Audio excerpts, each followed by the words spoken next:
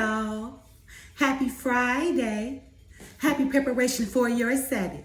It's the weekend, baby. Anyway, you guys know on Fridays, I like to give you guys something to do that's going to help you prosper in your near future or your near future to come. And earlier, I read my short from Ephesians chapter 5, verse 3. KJV version reads as follows.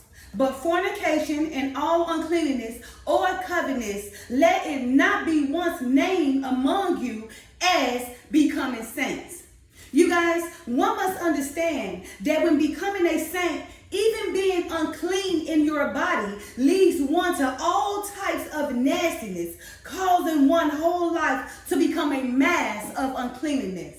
You guys, one must understand, when becoming a saint, one must free themselves of all uncleanness. One should always keep themselves clean, their body clean, especially when presenting themselves unto the Lord. One should free themselves of impurity, covetousness, fornication, lying, corruption, nastiness, abominations, adultery, witchcraft, hatred, which are all actions that separate one from God's kingdom. You guys, uncleanness, it can mean a lot. It's very broad, right? So I don't want you guys to think uncleanness means just with your body. No, uncleanness is your whole life, right? What you're doing throughout your life, right? Your works, your devices, you use it to get what you want, to become successful, to move forward in life. Uncleanness can pertain to whatever you're doing to, to fulfill the desires of your life, whatever you're doing to get there, right? And a lot of people use uncleanness to become, unsuccessful. To become successful, to get power, right? To use manipulation tactics, right? Just use uncleanness in all type of ways because it's abroad.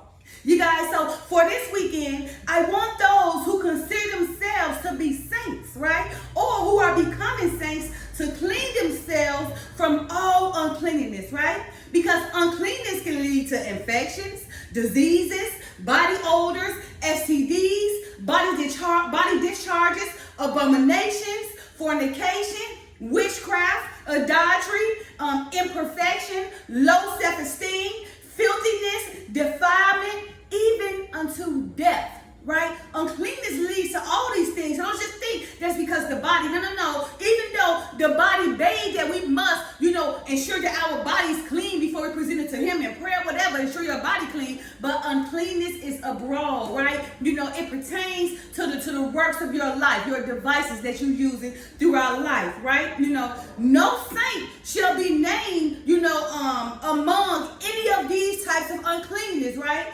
And if their lives consist of this uncleanness, then they would not be considered as a saint, but as filthy rags, right? So uncleanness, you can probably, I would say synonymous with filthy rags, right? Wickedness, evilness, that's uncleanness. I don't want you guys to just, simplify uncleanness to being just in your body.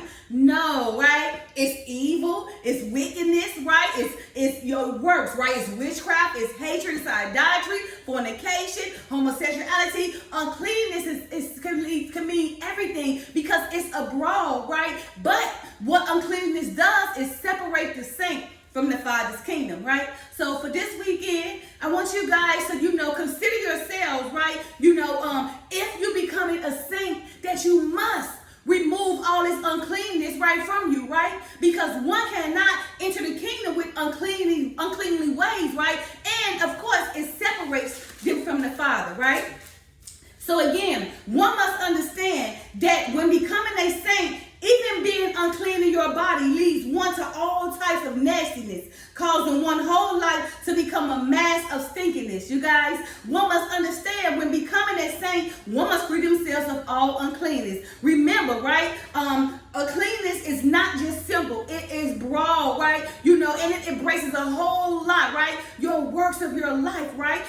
Whether you are, doing idolatry, witchcraft, hating your brothers and sisters, abomination, impurity, covetousness, fornication, corruption, lying. You see, there's an umbrella that of all things that fall under, uncleanness, right? And what uncleanness does, again, is separate one from the God's kingdom, right? So again, Okay, for this weekend, I want you guys to separate yourself from uncleanness if you becoming a saint, right? You know, because it can lead to all types of things. Remember, not only not keeping your body clean, but even to infections, right? To diseases, to body odors, to STDs, to body discharges, right? To abominations, fornication, witchcraft, idolatry, imperfection, low self-esteem, filthiness, defilement, even unto death. Uncleanness leads one into death, right? So again, no saint shall be named among any of these types of uncleanness. You would not be considered a saint if you possess this type of cleanness, right?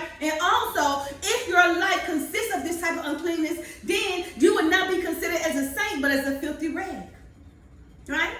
So, you know, again, so I don't want you guys to consider uncleanness as just being unclean with your body. Although the Father do beg that one have their body clean when presenting themselves to the Father. He don't want you to come to give your knees prayer to him all funky and stinking, you know, taking your shoes off and they stink, you know, your armpits stinking. Don't go present yourself to the Father stinking like that. But keep your body clean, right? Because even when the Messiah was cleaning, you know, cleaning the disciples, right? Remember when he told Peter, because Peter was like, oh, Father, don't you know you washing my feet? Don't wash my feet. I should wash your feet. And what the Father said, oh, no. I got to wash your feet to clean these sins. But you already washed your body, or you already bathed, or your body is clean. So it's right there letting you guys know to make sure before you present yourself to the Father, ensure that your body is clean. Ensure you don't got no body odors, okay? Ensure that you're taking deep thought when keeping yourself clean of your body and your devices throughout the world, your works throughout life, okay? So again, for this weekend, for those who becoming a saint, I want you guys to consider, if you're becoming a saint, that you cannot possess none of these types of uncleanness, right? To be a saint and to be considered in one of God's kingdom. Because these types of uncleanness and actions, right, separate one from becoming a saint and keeps them away from God's kingdom, right? So for this weekend, if you're becoming a saint, please understand that if you're becoming a saint and you possess this type of uncleanness, you're not a saint at all, right? And you are separated from God's kingdom. But there is hope. Remember, there is always hope. The Father allows you to repent, and remove yourself from all this uncleanness, right? And the more uncleanness you remove yourself, the more pure you become. The more peaceful you become, the more happy you become, the more hopeful you become, the more closer you become to the Father, because the Father wants you to come to him in cleanliness and not uncleanliness. So for this weekend, if you're becoming a saint, please free yourself from uncleanness so that you could be considered a saint in the Father's eyes and that he could embrace you in his kingdom, in God's kingdom. All right, you guys, happy Friday. Bye now.